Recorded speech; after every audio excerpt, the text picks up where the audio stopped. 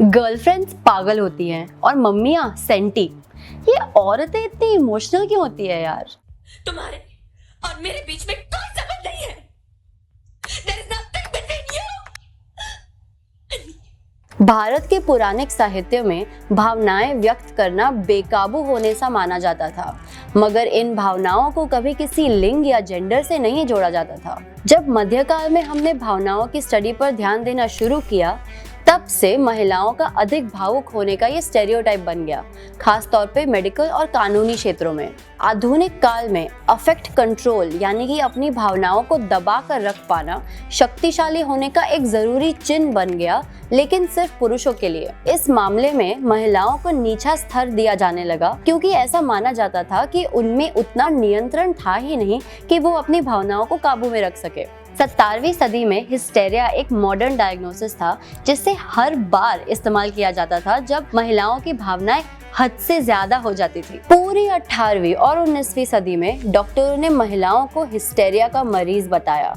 1992 तक हिस्टेरिया को गलत ठहरा दिया गया, लेकिन ये सोच कि महिलाएं पागल होती है आज भी बरकरार है। भारतीय फिल्मों और टीवी सीरियल्स में महिलाओं को अक्सर किसी पागल या नौटंकी की तरह दर्शाया जाता है और पुरुषों को शांत और सुलझा हुआ।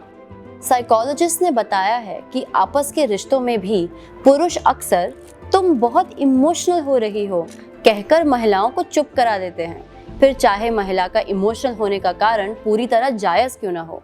स्टडीज में पाया गया है कि महिलाएं और पुरुष समान स्तर पर भावनाओं को महसूस करते हैं, लेकिन सबसे बड़ा अंतर इस बात में है कि वो इन भावनाओं को व्यक्त कैसे करते हैं। जहां पुरुष गुस्सा ज्यादा व्यक्त करते हैं, वहीं महिलाएं ज्यादातर खुशी और उदासी व्यक्त करती है। रिसर्च से ये भी पता चला है कि महिलाएं अपनी भावनाओं को बेहतर तरीके से संभाल सकती हैं, और फिर भी हमें ही ज्यादा संकीर्ण और नाजुक बताया जाता है। ये स्टेरियोटाइप सिर्फ फिल्मों और महिलाओं की निजी जिंदगी तक ही सीमित नहीं है, इसका असर उनकी प्रोफेशनल लाइफ पर भी पड़ता है। जैसे कि 1983 तक महिलाओं को यूएस स्पेस प्रोग्राम में नहीं लिया जाता था, ये सोचकर कि वो दिल और दिमाग से अस्थायी हैं। एक स्टडी में ये भी पाया गया कि किसी ऑफिस में अगर लोगों को सीधा सीधा समझाया जाए कि उनकी महिला मैनेजर अपने काम में सफल और जिम्मेदार है, इसके बावजूद वो फिर भी उससे ज्यादा भावुक और किसी पुरुष मैनेजर से कम स्थिर मानेंगे।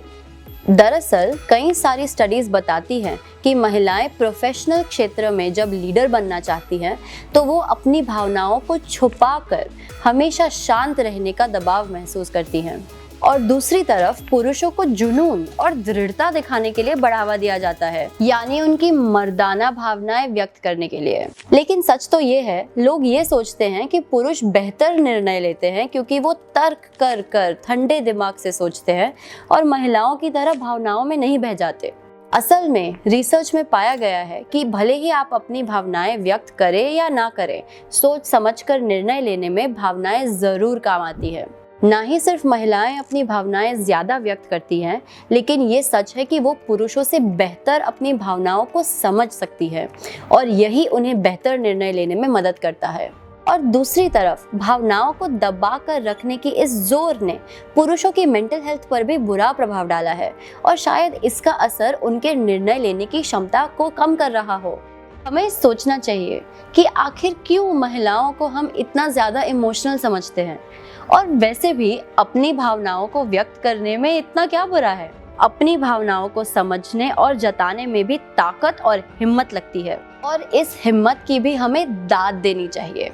इस हफ्ते ओवरथिंकिंग इट में बस इतना ही। हमारे साथ ओवरथिंक करते रहने के लिए प्लीज लाइक, शेयर और सब्सक्राइब कीजिए, और हमारे वीडियो से अपडेटेड रहने के लिए इस बेल आइकॉन को जरूर दबाएं।